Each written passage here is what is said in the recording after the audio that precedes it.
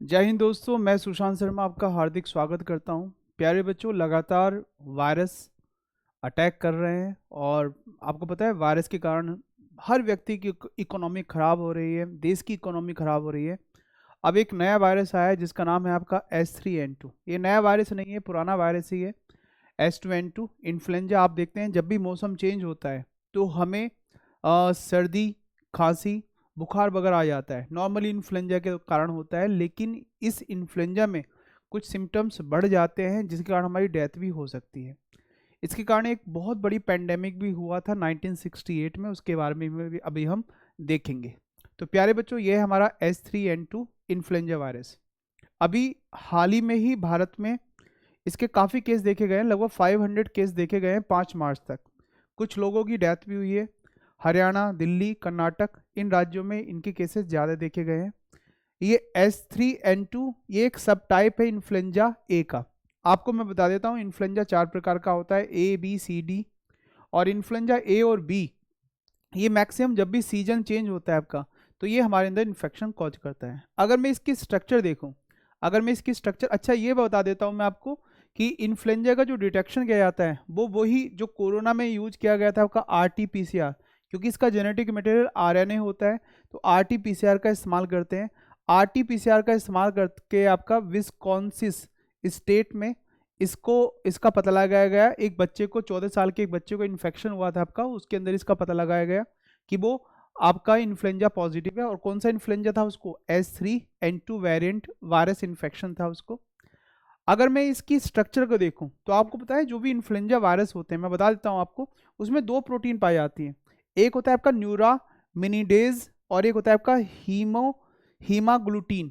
इससे ही आता है आपका टर्म N और इससे आता है आपका H। तो आप कुछ भी देख लो, चाहे वर्ड फ्लू देख लो, आपका वर्ड फ्लू में आपने देखा होगा आपका लिखा होता है कि आपका H5N1। आपने सुना होगा स्वाइन फ्लू, स्वाइन फ्लू में लिखा होता है आपका H1N1। और अब आप देख रहे हैं इसको, ठीक है, S3N2 को देख रहे हैं। तो यही प्रोटीन डिसाइड करती हैं कि कौन सा वेरिएंट होगा वायरस का।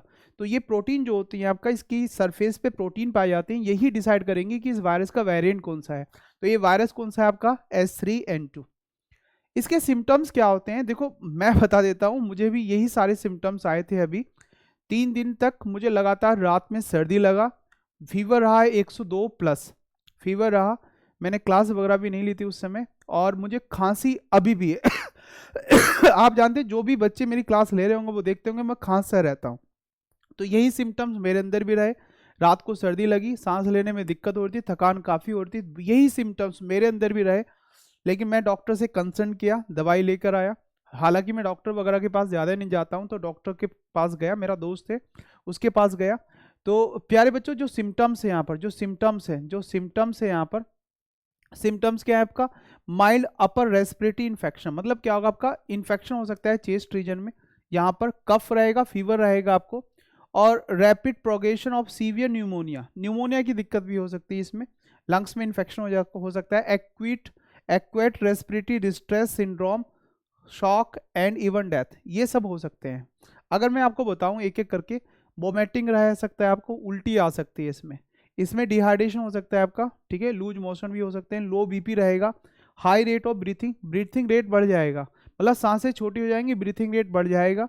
और जो कफ है, जैसे कफ अभी भी मुझे है, 3-4 दिन तक कफ रह सकती है। चिल्स, चिल्स मतलब रात को ठंड लगेगा आपको। वीकनेस रहेगी, रनिंग नोज, नाक बंद रहेगी, नाक बहती रहेगी आपका, ये सारे के सारे सिम्टम्स। इसके साथ साथ गले में क्या हो जाती है? खराश रहती है, और गले में क्या बन जाते हैं आपका? घाव भी बन जाते हैं। तो ये दिक्कत भी, गले में खराश, सबसे पहले मेरे गले में खराश स्टार्ट हुई थी कब को? जब ये मुझे ये सारे के सारे सिम्टम्स आए थे। प्रिकॉशन क्या है आपका सर? भाई साहब, मास्क लगा के रखो आप लोग, ठीक है। मैं मेट्रो में गया, मेट्रो में मैंने मास्क नहीं लगाया और देखो मेरी क्या हालत हो गई। तो ये सब चीज़ें हो सकती हैं। ट्रीटमेंट क्या है इसका आपका? Evidence suggest that some antiviral drug, ये सारे के सारे WHO का स्टेटमेंट है, मेरा स्टेटमेंट नहीं है। कुछ एंटीवायरल ड्रग है आपका जो बताई गई हैं WHO द्वारा आपका।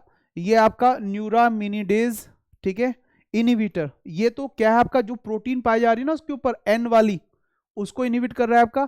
और दूसरा वही होगा, दूसरा दूसरी प्रोटीन को इनिबिट करने का काम करेगा। तो ये दोनों के दोनों, ये जो सरफेस पे प्रोटीन है उनको इनिबिट करने का काम करेगा।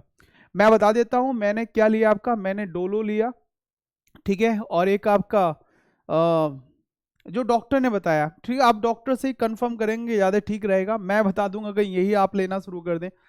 आईसीएमआर की रिपोर्ट क्या कहती है, आईसीएमआर कहता है आपका सर कि जो भी अराउंड हाफ लिख रखा है आईसीएमआर की रिपोर्ट में, लेकिन बता रहा हूँ 70 से 80% जितने भी लोग एडमिट हो रहे हैं आपका, वो क्या पॉजिटिव हो रहे हैं आपका, H3N2 पॉजिटिव हो रहे हैं।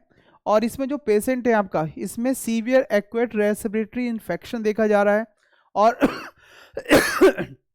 Influenza A H3N2 out of them 92% को क्या रहता है आपका, हाई फीवर रहता है आपका, ठीक है, 86% को कफ रहता है आपका, फर्दर 27% गॉट ब्रीथलेसनेस, मतलब सांस लेने में दिक्कत होती है उनको।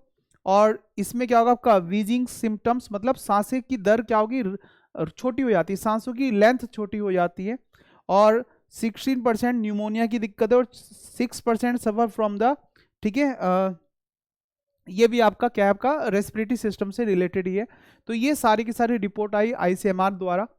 और आपको मैं बता देता हूं कि जनवरी 2 से लेकर 5 मार्च तक, ये न्यूज़पेपर में था आपका, जनवरी 2 से लेकर 5 मार्च तक 451 केस देखे गए हैं आपका, और लगभग कुछ मौतें भी हुई हैं, कुछ मौतें भी देखी गई हैं। और ये कहाँ कहाँ है आपका, भारत में, भारत में ये हरियाणा, दिल्ली, दिल्ली तो आपको गढ़ रहता है आपका, दिल्ली में भी है आपका, कर्नाटक, इन राज्यों में देखा गया आपका, इन राज्यों में पॉजिटिव केसेस आए हैं आपका। और ये इन्फ्लुएंजा के बारे में बता दूं मैं, ये 4 प्रकार का होता है आपका, ठीक है, ये 4 प्रकार का होता है। आपने सुना होगा आपका 1918 में स्पेनिश इन्फ्लुएंजा आया था, फ्लू, इससे भी बहुत लोगों की जान गई थी आपका। 1957 में आया था आपका एशियन इन्फ्लुएंजा, इससे भी बहुत लोगों की जान गई थी।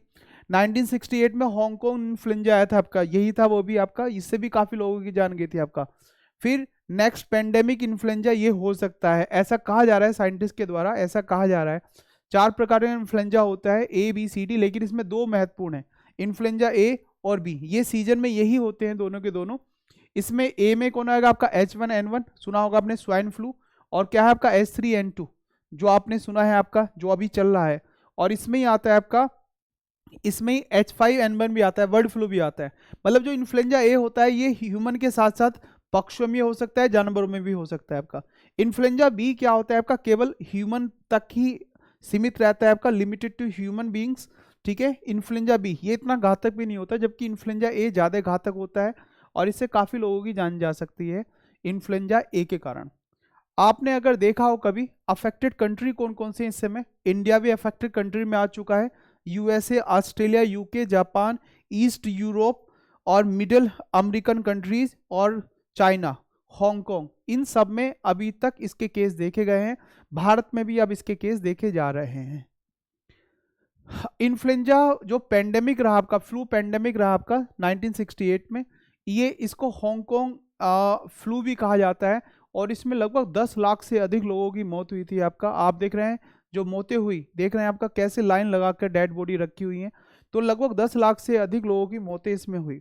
तो मैं उम्मीद करता हूं कि आप थोड़े सावधानी बरतेंगे, और जब भी आपको कोई सिम्टम्स आए, जब भी आपको कोई सिम्टम्स आए, तो आप डॉक्टर से कंसल्ट जरूर करें। इतना ज़्यादा घातक नहीं है आपका, अगर मुझे भी था अगर, तो मैं भी बच गया, आपको भी कोई दिक्कत नहीं होगी। तो धन्यवाद सर, बहुत बहुत धन्यवाद, थैंक यू वेरी मच, जय हिंद।